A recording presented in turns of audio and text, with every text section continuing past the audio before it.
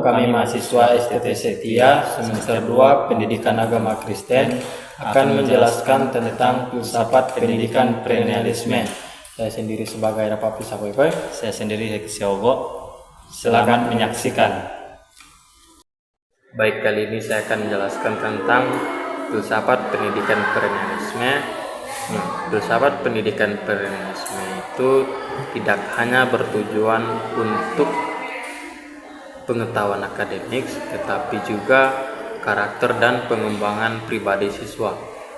Pendidikan dalam perspektif perennialisme adalah berfungsi membentuk individu yang berpikir secara kritis.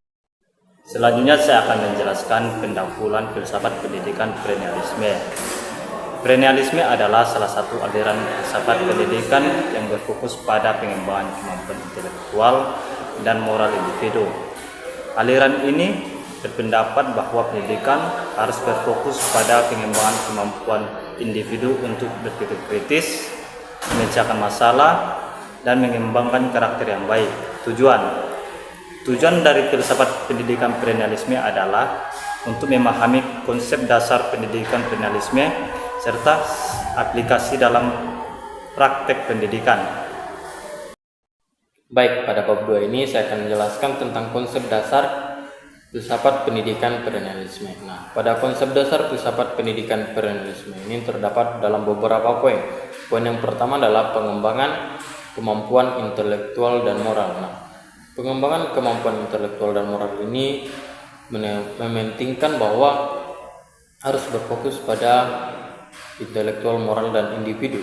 Aliran ini juga berpendapat bahwa dalam pendidikan harus berfokus pada intelektual, moral, dan individu yang berpikir secara kritis, memecahkan masalah maupun karakter yang baik. Poin yang kedua adalah pengembangan kemampuan berpikir kritis.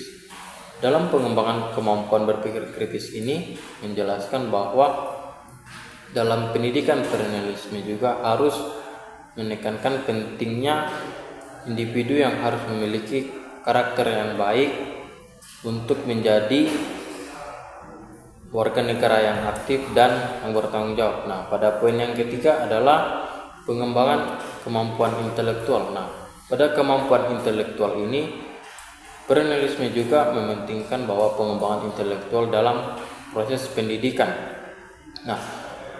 Yang berpendapat bahwa individu yang harus memiliki kemampuan intelektual yang baik untuk menjadi warga negara yang aktif dan bertanggung jawab.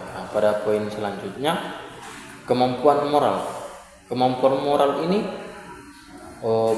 menunjukkan bahwa pentingnya moral dalam proses pendidikan. Yang dimaksud juga dalam kemampuan moral ini adalah individu harus memiliki kemampuan yang baik untuk menjadi warga negara yang bertanggung jawab. Menurut Mortimer Adler, ada beberapa prinsip-prinsip dasar filsafat pendidikan perennialisme. Yang pertama itu, pendidikan harus berfokus pada pengembangan kemampuan intelektual dan moral individu.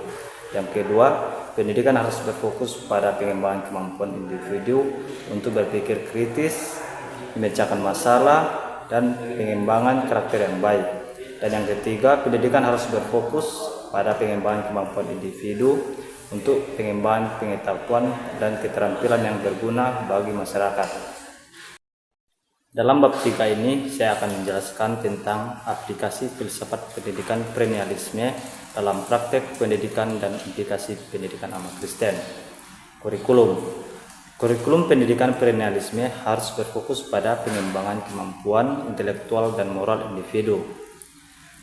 Kurikulum harus mencakup mata pelajaran yang berguna bagi pengembangan kemampuan individu seperti filsafat, sejarah, dan sastra.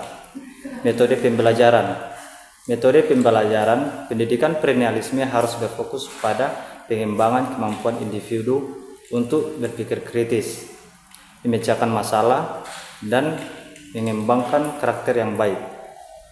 Metode pembelajaran harus mencakup diskusi, debat, dan proyek yang berguna bagi pengembangan kemampuan individu. membangun karakter Kristen yang kuat. Nah, dalam konteks pendidikan agama Kristen atau PAK, filsafat pendidikan perennialisme memiliki implikasi yang signifikan dalam membangun karakter Kristen yang kuat. Menurut Alkitab, karakter Kristen yang kuat dibangun melalui proses pembelajaran dan pengalaman hidup yang berfokus pada pengembangan kemampuan intelektual, moral, dan spiritual, atau dalam 2 Petrus 3 ayat 18 dan Efesus 4 ayat 13. Nah, dalam 2 Petrus 3 ayat 18 berkata, tetapi bertumbuhlah dalam kasih karunia dan dalam pengalaman akan Tuhan dan Juru Selamat kita, Yesus Kristus, baginya kemuliaan sekarang dan sampai selama-lamanya. Efesus 4 ayat 13 berkata, sampai kita semua telah mencapai kesatuan iman dan pengetahuan yang benar tentang anak Allah, kedewasaan penuh, dan tingkat pertumbuhan yang sesuai dengan kepenuhan Kristus. Baik, kami akan memberikan 3 pertanyaan dan akan menjawabnya sendiri. Pertanyaan pertama adalah, apa tujuan utama pendidikan menurut perennialisme? Jawabannya, tujuan utama pendidikan menurut perennialisme adalah untuk membantu siswa memahami pengetahuan abadi dan universal, serta mengembangkan kemampuan berpikir kritis dan logis. Baik, saya akan memberikan pertanyaan yang kedua. Pertanyaannya adalah, bagaimana perennialisme memandang peran guru dalam proses belajar dan mengajar? Nah, jawabannya adalah, perennialisme memandang peran guru sebagai fasilitator yang membantu siswa memahami pengetahuan abadi dan universal secara mengembangkan kemampuan berpikir kritis dan logis. Pertanyaan ketiga adalah, siapa tokoh utama perennialisme dalam filsafat pendidikan? Tokoh utama perennialisme adalah Robert Maynard dan Mortimer Adler. Baik, saya akan memberikan kesimpulan dari materi kami. Nah, materi kami tentang filsafat pendidikan perennialisme adalah yang berfokus pada pengembangan kemampuan intelektual dan moral individu.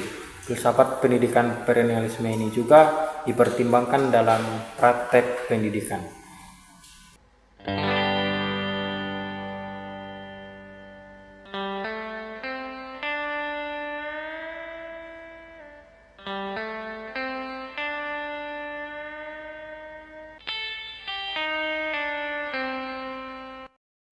Baik, sekian dari presentasi materi kami yang dimaksud dengan filsafat pendidikan perennialisme. Apabila ada kekurangan, kami minta maaf. Sekian dan terima kasih. Shalom.